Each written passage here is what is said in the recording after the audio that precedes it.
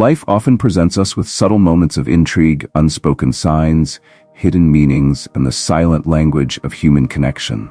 But how we respond to these moments defines who we are. Stoicism, the ancient philosophy of self-mastery and virtue, teaches us that no external event, no gaze, touch, or word should have power over our inner state. The question we should ask ourselves is not, "What does she think of me?" but rather, how do I maintain my integrity, self-control, and clarity in the face of such moments? By exploring these signs of attraction, we uncover lessons for fortitude and growth.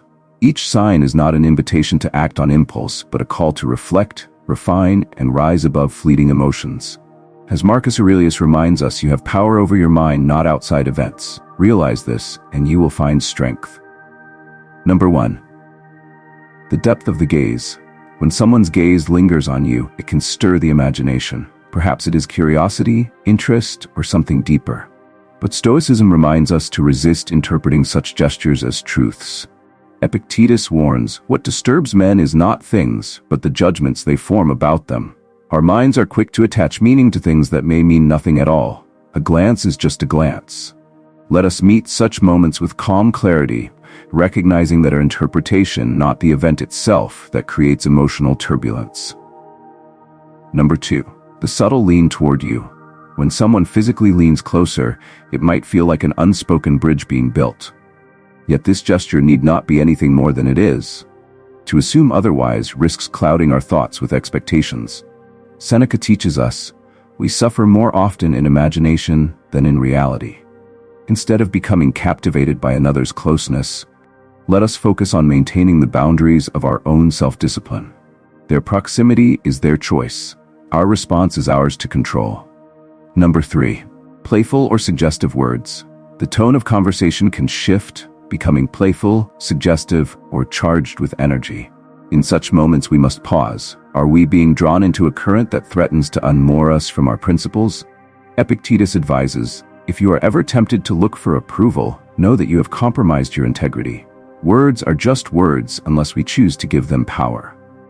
Maintain your composure and respond with wisdom, not with indulgence in fleeting emotions. Number 4. Lingering touches. A casual brush of the hand or a touch that lingers can ignite feelings of connection. But Stoicism teaches us that no external sensation should dictate our inner peace. As Marcus Aurelius reflects, it is not the actions of others which trouble us, but our own response to them. Physical contact, intentional or accidental, need not unsettle a composed mind. Recognize it for what it is, a moment that need not define your thoughts or actions. Number 5. Frequent laughter. Laughter can be a sign of shared joy, but it can also be a means of creating intimacy. When her laughter feels unusually attuned to your words, it may seem like validation. Yet, as Seneca reminds us, the greatest obstacle to living is expectancy, which hangs upon tomorrow and loses today. Do not let another's reactions feed your ego or create false expectations. Let laughter remain what it is, a moment of connection, but not a foundation for desire. Number 6. Unexpected compliments. When compliments are given with warmth and care, they can touch the heart and inflate the ego. But we must tread cautiously here. Epictetus says, do not seek to have events happen as you want them to, but instead want them to happen as they do, and your life will go well. Instead of basking in praise, focus on whether it aligns with your character. A true Stoic does not live for approval, but for virtue. Number 7. Pauses that seem heavy with meaning. Silence can be powerful. A sudden pause in conversation may seem loaded with unspoken thoughts. But remember, silence is not a confession, nor an invitation. Marcus Aurelius advises, waste no more time arguing what a good man should be. Be one. Instead of speculating on another's intentions, return to what matters: your own conduct.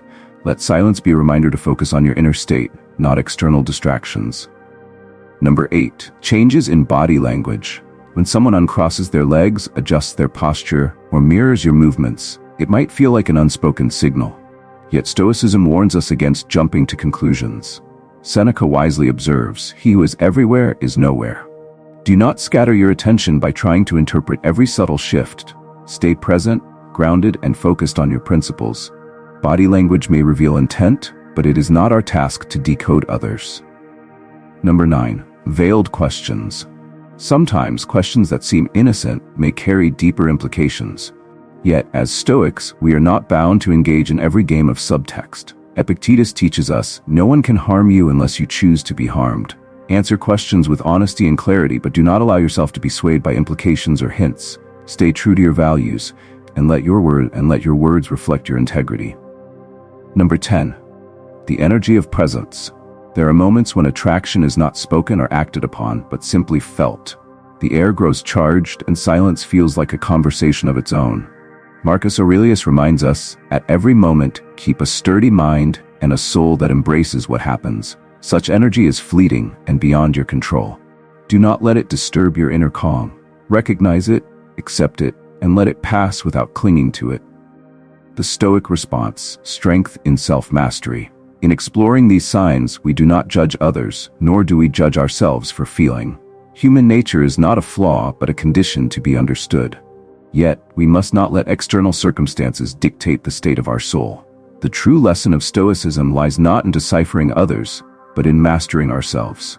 Temptation, desire, and intrigue will come and go, but if we remain steadfast focused on virtue, clarity, and self-control, we rise above the noise of the world. As Marcus Aurelius so powerfully stated, the best revenge is not to be like your enemy. If another's actions or feelings seek to stir our emotions, our triumph lies in responding with wisdom and grace. Let us then cultivate a life of purpose and integrity, guided not by fleeting desires, but by the enduring strength of reason and virtue. For in mastering ourselves, we inspire others to do the same. For more insights into human psychology and relationships, subscribe to our channel for engaging and informative content.